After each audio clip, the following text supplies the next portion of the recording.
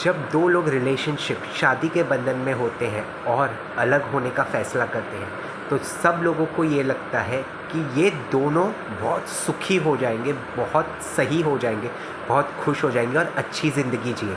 क्या ये बात सही है? Let's talk about it.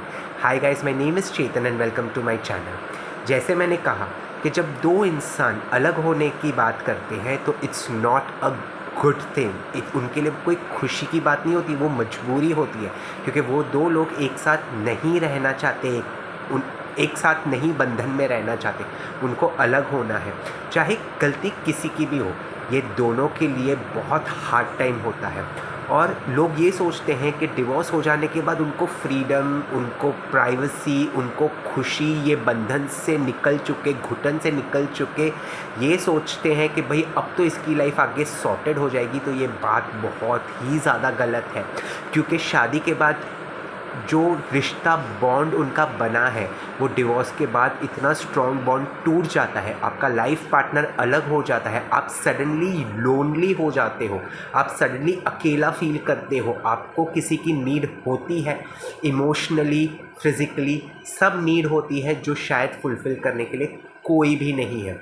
और डिवोर्स के बाद हाँ, एक जिस बंधन में घुटन महसूस होते हैं, अलग होने के बाद ये ज़रूर होता है कि चलो एटलीस्ट थोड़ा ठीक चल रही है ज़िंदगी, but it's not a happy moment for sure. काफ़ी लोग डिवोर्स के बाद डिप्रेशन में चले जाते हैं, जो ये लोग सोसाइटी नहीं समझती है।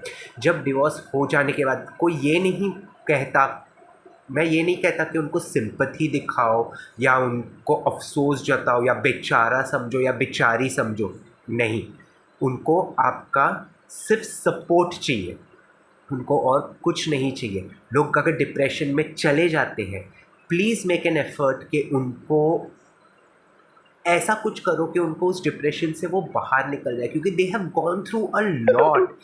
एक डिवोर्स प्रोसीजर जो होता है कभी कभी सालों तक चलता है, वो टॉर्चर, वो फेस, वो ईयर्स स्पेंड करना बहुत डिफ़िकल्ट होता है, क्योंकि वो बहुत हार्ड टाइम रहता है। ये शायद कोई नहीं समझेगा, जिसके ऊपर गुजरता है ना वही समझता है, which I have gone through and I know what a difficult phase that is.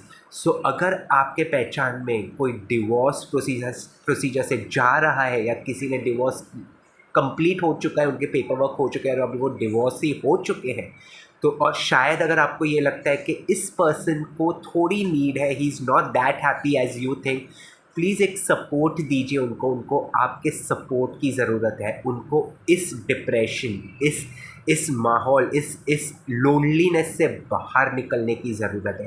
Rather than saying depression, I would say loneliness, एक लोनलीनेस से बाहर निकलने की ज़रूरत है। उनको आप ट्राई कीजिए कि वो अकेले ना रहे, उनको खुश करने की कोशिश कीजिए, ताकि वो स्लोली स्टेडीली मूव ऑन हो सके। वो एक सिंगल स्टेप आपका उनके तरफ, उनके लिए एक बहुत बड़ा एफर्ट हो। Try it out. Take care, bye.